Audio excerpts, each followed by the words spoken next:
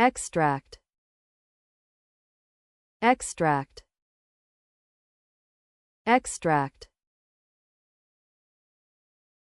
So, let's talk about the word extract. The part of speech for extract is a verb, which means it's an action word that tells us what someone or something is doing. In common usage, we use extract to mean getting something out from something else, like extracting oil from coal or pulling out important information from a text. For example, you might say, the scientist had to extract the DNA from the sample, or, I need to extract some money from my account.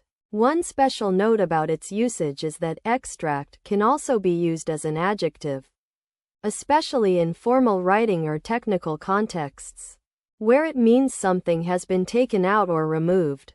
For instance, the extracted material was then analyzed further. Also, when using extract in the context of food, like extracting juice from a fruit, you might see it written with a hyphen, as in fruit extract. But this is not always necessary and depends on the specific usage or context. In a formal setting, a professor might say, we will need to extract key points from the chapter in order to include them in our presentation. This usage illustrates how the word extract can be used in an academic context to convey the process of selecting and isolating important information. On the other hand, in casual conversation with a friend, you might remark, I love making espresso at home because it's so easy to extract the perfect shot of coffee. Here, the usage is more conversational and highlights the practical application of extracting something. In this case, a precise amount of coffee from a larger whole. In a business context, a manager might say, our team will need to extract relevant data from our quarterly reports in order to inform next year's budgeting process. This example shows how extract can be used in a professional setting to convey the idea of gathering and isolating specific information in order to make informed decisions. So, you want to know about this concept? Okay, let me explain. When we talk about taking something from a larger amount of data, like words or information, so that we can use it for something else, that's what I'm going to describe. Main characteristics. It involves selecting specific parts or features from a bigger set, often to get at the most important or relevant details. It's kind of like filtering out the noise to find the signal. Similar concepts or synonyms might be pull out, identify, or select. They all mean taking something specific from a larger group. And what it does or how it's used. Well, this process is super helpful when we need to focus on just the essential points, like finding the key words in a long text or identifying the main ideas in a complex piece of information. File, file, file. Hello.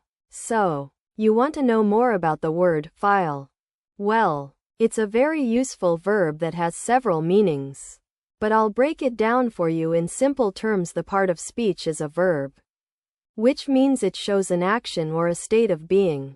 Common usage includes filing papers or documents, like when you're organizing your desk and putting away important documents or reports.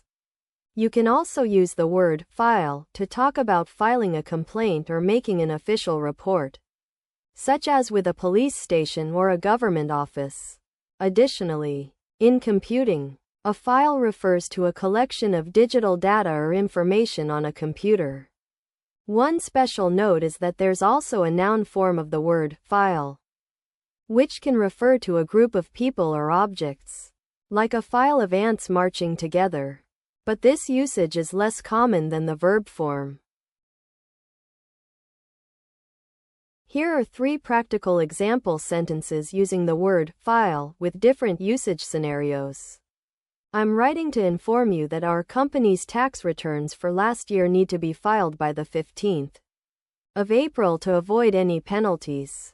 In this formal business usage, the word file is used in a professional setting where timely submission of official documents is crucial. Hey, I just got back from the dentist and they said my file was ready to be picked up. Can you swing by and grab it for me? Here, in a casual conversation usage, the person asks someone to pick up their dental records which were stored as a file. In our department meeting last week, we discussed implementing a new filing system that would help us quickly locate client files using keywords and categorization. This sentence uses file in an academic or business setting where a specific process for organizing documents is being proposed. So you want to know about that thing we use to store and keep track of information? Okay, let me explain. A document, which is usually digital but can also be physical, like on paper, is essentially a collection of written or printed data.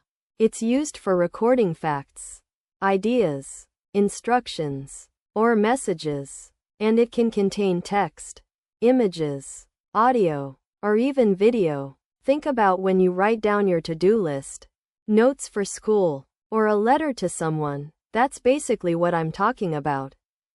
We often use these documents for communication, organization, and reference purposes, like keeping track of appointments, contacts, or important dates. Some people also call it a record or an archive. But the idea is the same. We're talking about storing information in a way that's easy to access and understand. Does that make sense? Finite. Finite. Finite. Let's talk about the word finite. As a language learner, you might have come across this term in your studies or while reading English texts, but may not be entirely sure what it means. The part of speech for finite is an adjective, which means it modifies or describes a noun. In common usage, finite refers to something that has a limited or bounded quality, such as a finite amount of time or money. It can also describe something that is complete or whole, like a finite project that has a clear start and end point. One special note about the usage of finite is that it's often contrasted with the term infinite, which means having no limits or bounds. For example, you might say, I have a finite budget for this trip, but I'd love to travel to infinity and beyond. In this case, the finite budget implies a clear limit on how much money can be spent, while infinity and beyond suggests going as far as possible. In a formal setting, you might say, the finite lifespan of a lithium-ion battery is typically 3 to 5 years, which poses significant concerns for manufacturers aiming to develop more sustainable and environmentally friendly energy storage solutions. Here, the word finite is used to emphasize the limited duration or scope of something. The context is an academic or professional discussion regarding the challenges and future directions in the field of renewable energy. In casual conversation, you might say, I thought we were going to hit the beach this weekend, but it's been pouring rain for days. Our finite vacation time is slipping away. Here, the word finite is used to convey a sense of limited availability or scarcity.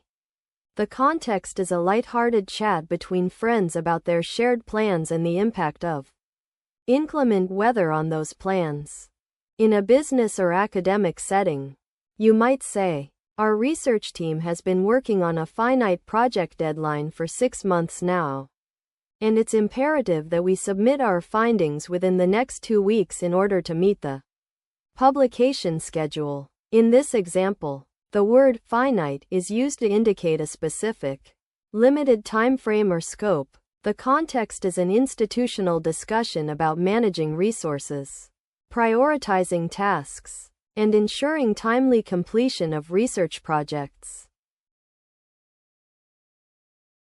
So you want to know about something that refers to an amount or a quantity that is limited and can't be increased further.